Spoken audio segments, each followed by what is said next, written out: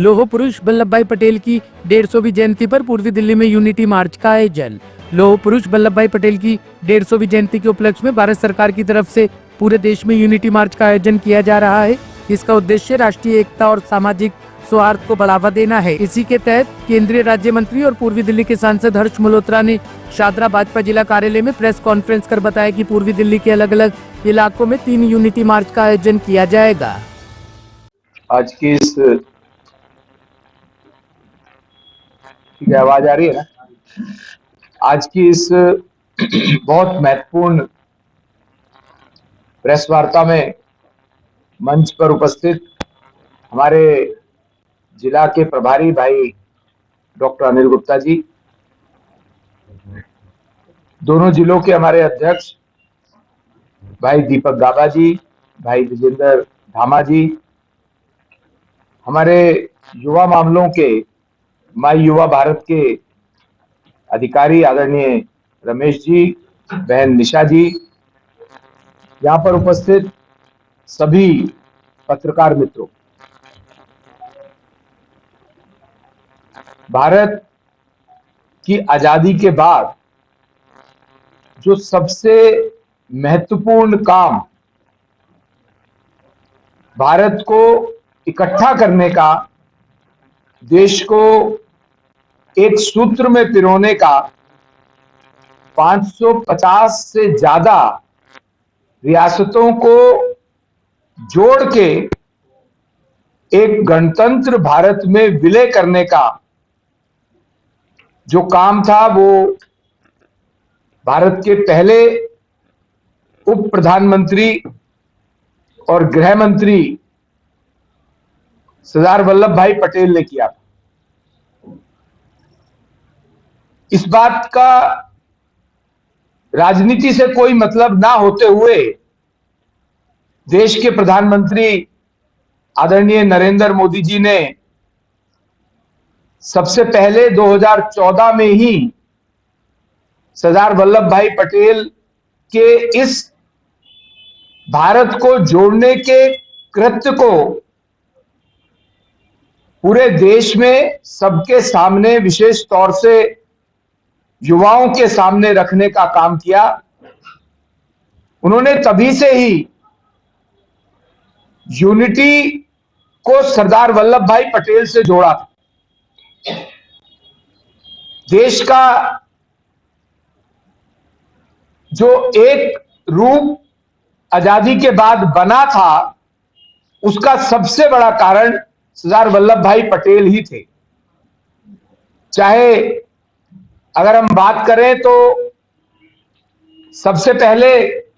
जोधपुर, जो मैं कुछ विशेष रियासतों का भी उल्लेख यहां करना चाहूंगा,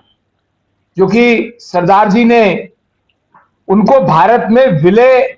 करने की उस समय की उस रियासत की क्या परिस्थिति थी। जैसे जोधपुर ने यह डिसीजन लिया था कि वो पाकिस्तान के साथ जाएगा, पर सरदार साहब की कुशल रणनीति ने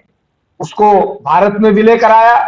ऐसे ही ट्रेवेनकोर ने भी डिक्लेयर किया कि वो इंडिपेंडेंट रियासत ही रहेगा, लेकिन सरदार साहब ने उनसे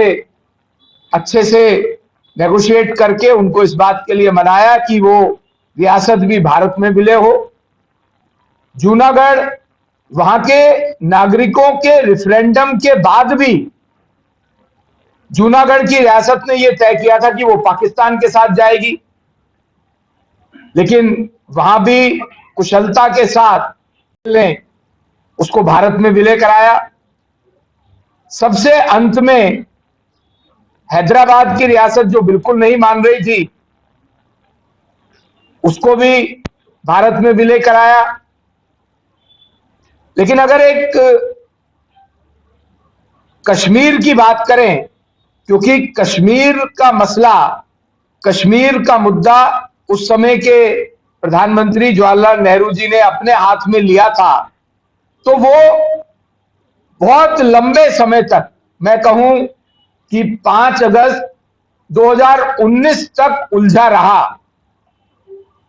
वो संभल नहीं पाया, जिसके कारण से देश में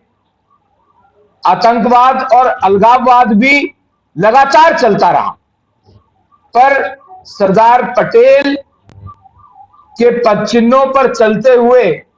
और उनको अपना आदर्श मानते हुए भारत की सरकार आदरणीय नरेंद्र मोदी जी ने, भारत के गृह मंत्री आदरणीय अमित शाह जी ने अपनी कुशल रणनीति से दृढ़ संकल्प के साथ 5 अगस्त 2019 को 370 और 35A के एब्रोगेशन के साथ कश्मीर को भी भारत का हिस्सा बनाने में एक महत्वपूर्ण काम किया। को याद रखना, स्मरण करना, हमारी जो युवा पीढ़ी है उस युवा पीढ़ी को भी ध्यान दिलाना कि किन परिस्थितियों में भारत गणतंत्र बनते हुए भी एक राष्ट्र नहीं हो पाया था। उसमें सरदार वल्लभ भाई पटेल का सबसे महत्वपूर्ण योगदान, ये देश को ध्यान दिलाना। इसके निमित्त आदरणीय प्रधानमंत्री जी ने जो statue of unity, Sardar Vallabh भाई पटेल का विश्व का सबसे बड़ा स्टैच्यू, पूरे विश्व में सबसे बड़ा स्टैच्यू स्थापित करवाया, जिसमें पूरे देश की मिट्टी और धातु इकट्ठे करके पूरे देश को फिर से एक सूत्र में पिरो करके और वो स्टैच्यू बनाया, वो भी देश की एकता का प्रतीक है। आज सरदार वल्लभ भाई पटेल को याद करते हुए हमारे युवा और खेल मंत्रालय ने यह तय किया कि पूरे देश में जिला स्तर पर यूनिटी मार्च का आयोजन किया जाएगा। ये यूनिटी मार्च पूरे देश में लगातार चल रही है। 31 अक्टूबर से जो सरदार साहब का जन्मदिवस रहता है, एकता मार्च, उसी श्रेणी में, उसी श्रृंखला में हमने अपनी पूर्वी दिल्ली लोकसभा के दोनों जिलों में, जो हमारे संगठनात्मक जिले हैं और हमारे यहाँ पर प्रशासनिक जिले भी 3 पड़ते हैं, बल्कि 3 से थोड़ा सा हिस्सा एक और जिले का भी आता है, हमने तय किया है कि यहां पर हम 3 यूनिटी मार्च निकालेंगे। 2 यूनिटी मार्च, एक यूनिटी मार्च कल से है, जो कि मैं आपको जानकारी देता हूं। कल सुबह 10 बजे से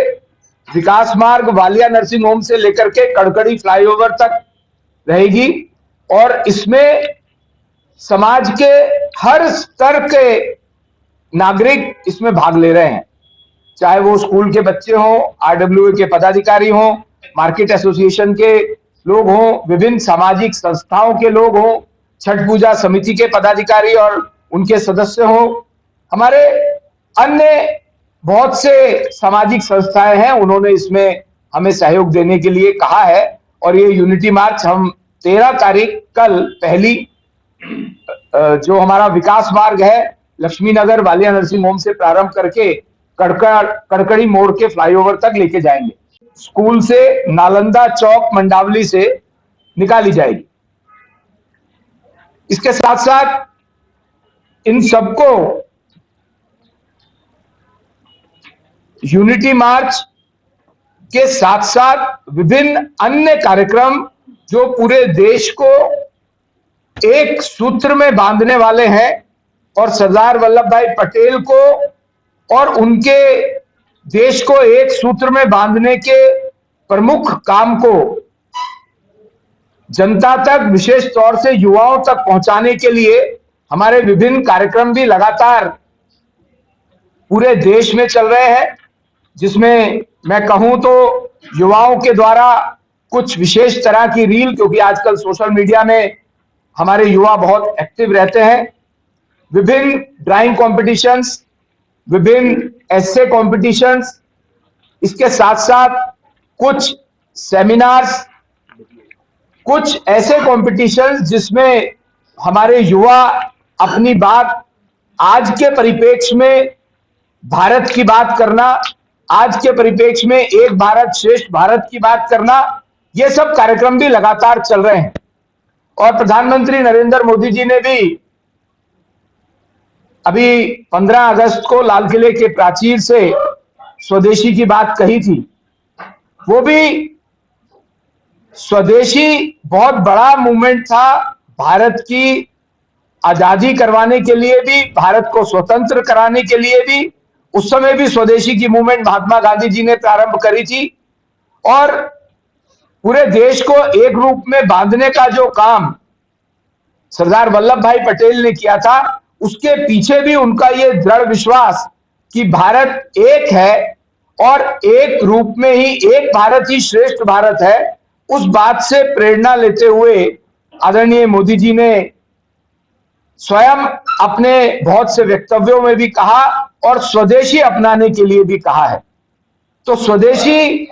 आज के समय में भी भारत को आत्मनिर्भर बनाने वाला एक बड़ा मूवमेंट है। स्वदेशी का अर्थ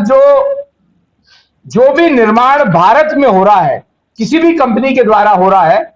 जिसमें भारत के लोगों का, भारत के नागरिकों का पसीने की महक है,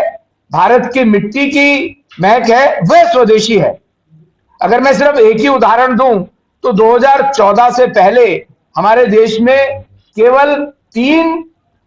फैक्ट्रीज थी जो मोबाइल बनाती थी।